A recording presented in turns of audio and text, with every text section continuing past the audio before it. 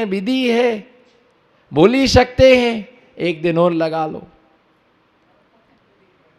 एक दिन और लगा लिया, ठीक है। अब 4 दिन से लगा रहे थे तो एक दिन और निपट लो, जो होगा सो। पर आना तो है ही नहीं हमारे यहाँ, पहले से बोलते जा रहे, आना तो है ही नहीं हमारे यहाँ, ठीक है लगा लो। बिना मन से 3-3 नरियल लेके खड़े, नमोस्तु नमोस्तु नमोस्तु नमोस्तु नमोस्तु, हे महाराज जी नमोस्तु नमोस्तु नमोस्तु। महाराज आके खड़े हो गए। और वो पहले की कसाए सब, फिर बाद में क्या बोलती है, हमने तो सोचा ही नहीं था। विडंबना तो यही है, जब सोचते हैं तब आते नहीं है, और जब आते हैं तब सोचते नहीं है। तो भैया ऐसी जो कसाय है, वो कसाय से हमारा सम्यक्त का विकार, प्रशम क्या, जब भाव बने विषम, बोलो जब भाव बने विषम, उसी समय गुण प्रकट हो प्रशम। जिस समय भाव हो विषम, उसी समय गुण हो प्रगट प्रशम। शांत भाव से प्रशम का मतलब होता है क्रोध, मान, माया, लोभ। ये 4 चौकड़ी, ये चारों चंडाल की चौकड़ी ऊदम मचाए, और इनको सबको कान पकड़ पकड़ के सबको क्या करना, बैठो, क्या करना, इनको शांति से बिठालना, बैठो। तो ऐसे जो 4 कसाए हैं, उनको क्या करना, शांत करना। इसका नाम कौन सा है, प्रशम भाव। कौन सा भाव, प्रशम भाव। दूसरा संवेग, सम्यक दर्शन का दूसरा गुण है संवेग। संवेग का मतलब होता है धम्मा धम्म फलम्मी हर्षो भावो होई संवेगो। तुम दूसरे अर्थ में चले गए, गए कि नहीं गए, ईमानदारी से स्वीकार कर लो। मुझे मालूम है कि तुम्हें पहला वाला संवेग भावना का लक्षण तुम्हें याद रहा कि संसार से भय होने का नाम क्या है, संवेग। पर धम्मा धम्म फलम्मी हर्षो भावो, संस्कृत में आपके लिए बोल रहा हूं, धम्मा धम्म फलम्मी, बोलो धम्मा धम्मा धम्म फलम्मी हर्षो भावो होई संवेगो। धर्म धर्मात्माओं को देख करके जो आत्मा के अंदर आह्लाद उत्पन्न होता है, प्रसन्नता उत्पन्न होती है, महाराज जी ये भी धार्मिक है। बोलो महाराज जी ये भी, बस यही आह्लाद है अपने अंदर का। हम किसी को अधार्मिक की दृष्टि से देखें क्यों, महाराज जी ये भी धार्मिक है, ये भी पुण्यात्मा, बोलो ना ये भी पुण्यात्मा जीव है, बोलो ये भी, बोलो ये भी, अरे देखो ना ये भी, हाँ क्यों है, इनको आचार्य महाराज पकड़ के लाए। अगर ये पापात्मा जीव होता तो आज पुलिस वाला पकड़ ले जाता। स्वीकार कर लो, स्वीकार करो, स्वीकार भाव आना चाहिए, बाकी सब छोड़ दो, सबका त्याग, बोलो सबका, बस स्वीकार भाव को त्याग नहीं करेंगे। हाँ पर योग्य को ही स्वीकार करेंगे, अयोग्य को हम स्वीकार, क्योंकि हम सम्यक दृष्टि है, हम अयोग्य को स्वीकार नहीं करेंगे, हम योग्य को स्वीकार करेंगे। तो भैया क्या है, ये पुण्य है कि आचार्य महाराज तुमको पकड़ करके लाए, ना आज तुमको पुलिस वाले पकड़ करके ले जाती। अच्छा है आचार्य महाराज पकड़ के लाए तो पुण्य कराएंगे, हमारे द्वारा पुण्य ही होगा, पाप का विसर्जन होगा। तो धम्मा धम्मे फलम्मी, बोलो धम्मा धम्मे फलम्मी हर्षो भावो होई संवेगो। संवेग का मतलब धर्म और धर्मात्मा को देख करके क्या होना, हर्षित होना, मन क्या होना, प्रसन्न होना। जैसे बोलो, जैसे कोई बाल मुनि, युवा मुनि, वृद्ध मुनि, मुनि के 3 भेद, और तुम तो लड़ रहे हो भावलिंगी और द्रव्यलिंगी, डंडा लेके लड़ते रहो, ये भावलिंगी और वो द्रव्यलिंगी। हम इनको पूछते हैं, इनको नहीं पूछते, ना भाव पता ना द्रव्य पता, बस ये 2 को घसीटे जा रहे। और हम क्या बोल रहे, बाल मुनि, बोलो बाल मुनि, युवा मुनि और वृद्ध मुनि। जिनकी दाढ़ी मूछ आने के पहले जिनकी दीक्षा हो जाती है वो क्या कहलाते हैं, बाल मुनि। दाढ़ी मूछ आने के बाद जिनकी दीक्षा होती है उनका नाम क्या है? युवा मुनि। और बाल सफेद होने के बाद जिनकी दीक्षा होती है वो क्या कहलाते हैं? वे वृद्ध मुनि कहलाते हैं। अब कोई शंका मत करना कि महाराज जी ऐसी परिभाषा कौन से ग्रंथ में लिखी है, इसका कोई गाथा? इसकी गाथा है आचार्य विमत सागर जी का माथा। यही है हमारी, बोलो, यही है हमारी विमत सागर जी का माथा। और ये है हमारी एक दाढ़ी मूछ निकलने के पहले जिनकी दीक्षा हो गई वो बाल मुनि, और मूछें दाढ़ी निकलने के बाद दीक्षा हुई उसका नाम क्या है? युवा मुनि।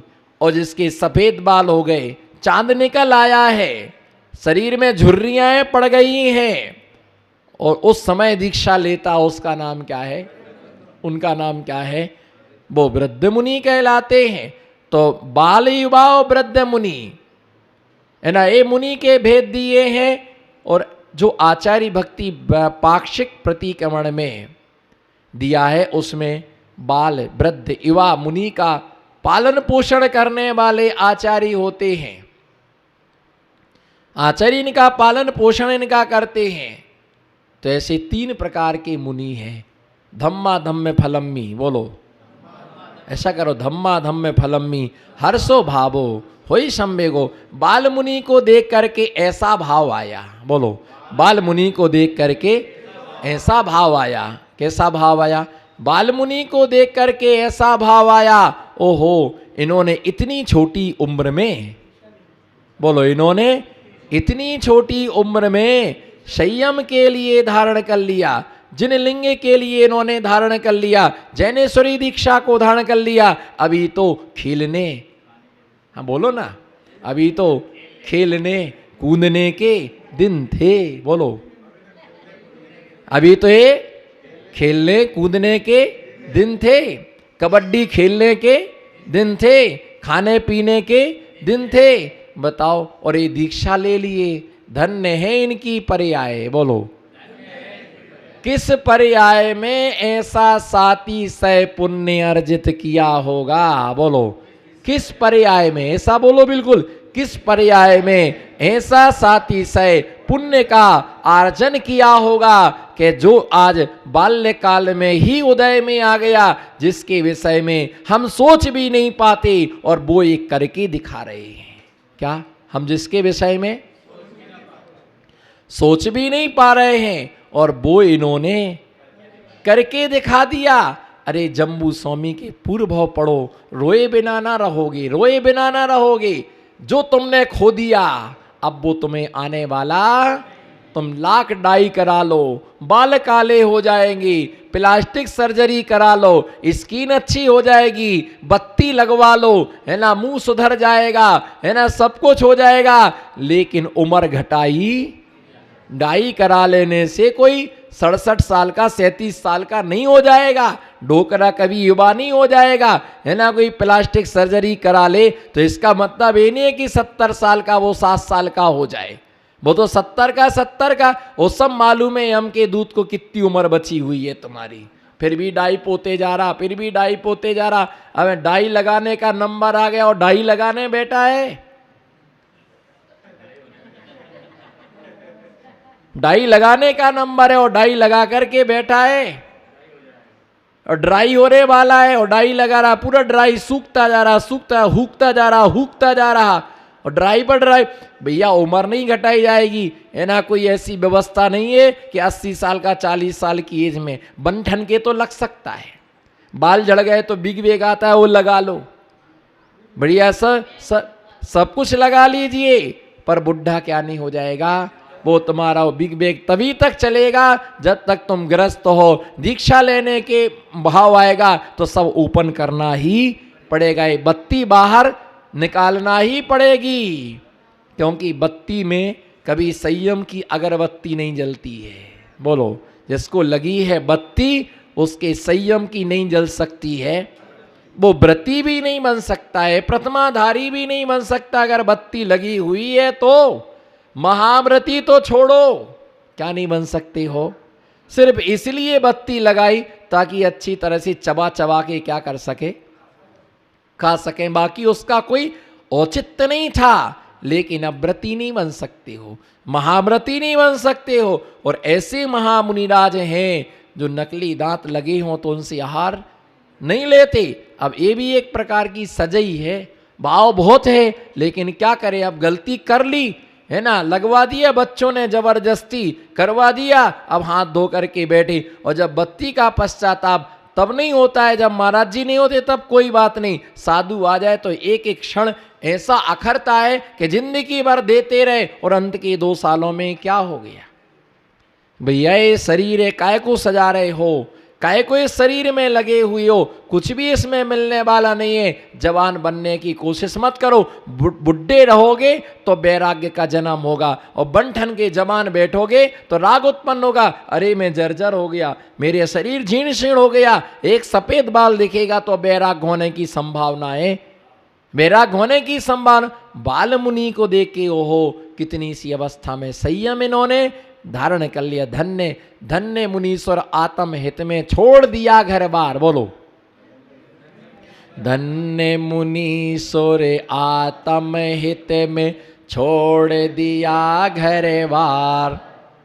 धन्य मुनीश्वर आत्म हित में छोड़, बाल मुनि इवा मुनि, और इवा अवस्था में जिन्होंने क्या कर दिया है, खाने पीने के दिन हैं, कब से खाया, कितना खाया, क्या क्या खाया, क्या शेष रहा, क्या बकाया है, तो अभी उसके लिए छोड़ दिया। युवा अवस्था में उनको देख करके आनंदित होना, वृद्ध अवस्था में कोई दीक्षा ली तो उनको ये नहीं कहना इस अवस्था में दीक्षा लेके क्या करेंगे, कहाँ जाएंगे। अरे ये तो सोचो कि जहाँ ऐसी अवस्था में लोग बिस्तर पकड़ के बैठे हैं, घर से बाहर नहीं निकलते हैं, मैं बिस्तर पर पड़े हैं, टीवी देखते पड़े हैं, पेपर पढ़ रहे, इतनी इस उम्र में 70 साल में 80 साल की उम्र में एक बार भोजन, केस लॉन्च, मुनि की चर्या, कम से कम ना कुछ करने की अपेक्षा से कुछ कर तो रहे। आप तो सोचो इतनी वृद्ध अवस्था में कितनी दवाइयाँ, कितनी बार क्या क्या, कितना चिड़चिड़ करते, ये नहीं दिया, वो नहीं दिया, वो नहीं दिया, लेकिन एक बार मुनिचर्या का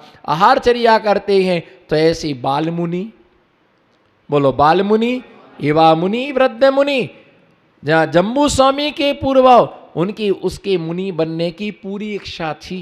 किसकी किसकी बोलो, मुनि बनने की पूरी इच्छा थी, लेकिन ये घर के राक्षस भूत पिशाच इनके द्वारा बन सके तब तो।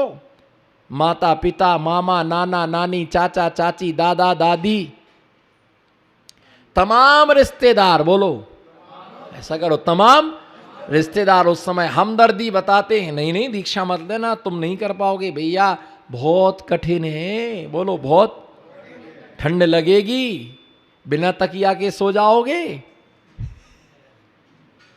ठंड लगेगी, गर्मी लगेगी, बिना हाँ अध्यक्ष महोदय को पंखा याद आया, पंखा, गर्मी लगेगी तो भैया गर्मी लगे, भूख लगेगी, प्यास लगेगी, बड़ी विडंबना है, कैसे सहन कर पाओगे, कैसे सहन करते होंगे, हम भी तो सहन करते होंगे। तो सब चिंता मत करना, तुम तो घर में रहो, बोलो तुम घर में रहो, खाओ पियो, बोलो खाओ पियो और ऐश करो, शादी हो जाएगी उसके बाद होगा हमारा ऐश। ऐसा करो, मैं बता रहा हूं आपके लिए, अभी हम आपकी बात का खंडन कर रहे हैं, आपको खंडित नहीं करूंगा, है ना। ऐश, शादी हो जाएगी फिर करेंगे ऐश, फिर पत्नी कहती है लाओ गैस, लाओ अब करो ऐश, लेके आओ गैस, उसके बाद बोलती है लेके आओ सिलेंडर, फिर वहीं आदमी हो जाता है सिलेंडर। उस शादी का टंगा था कैलेंडर, अब काय हो गया सिलेंडर, कहां गए? बड़ी बड़ी बातें मारते थे, तुम चिंता नहीं करना, तुम तो ब्याह हमारे साथ करो, तुम कहो तो स्वर्ग से सौदन मिंद्राणी की सची का कंठा भरण निकाल के लाऊंगा, और करम का कल्ला आधा किलो टमाटर लाके नहीं देता है? ये बात अंकित हो गई है, जिनेंद्र भगवान की पीयूष वाणी है, जिनेंद्र भगवान की पीयूष वाणी है, इसलिए सौरभ महक रहा है। इसलिए सौरभ, बोलो, इसलिए सौरभ महक रहा है। ये प्रतिपाल बात है, बिल्कुल बिल्कुल प्रतिपल, ऐसे सत्य बात है, चिंता नहीं करो। ऐसे खुबाब भरता है, ऐसे खुबाब भरता है, इसलिए डंडे पड़ती, पर पिटता कोई है, आवाज किसी को सुनाई देती है, इसीलिए दशा होती है। ये बात हमने सब बचपन में जान ली थी, अपने पास ठुकने की हिम्मत नहीं है।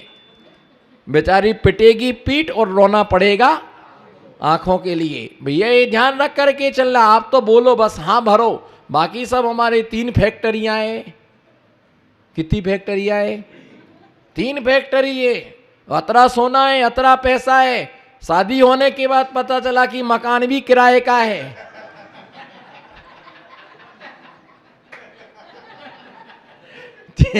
हाँ ना, हंसो ना, बोलो ना, हंसने।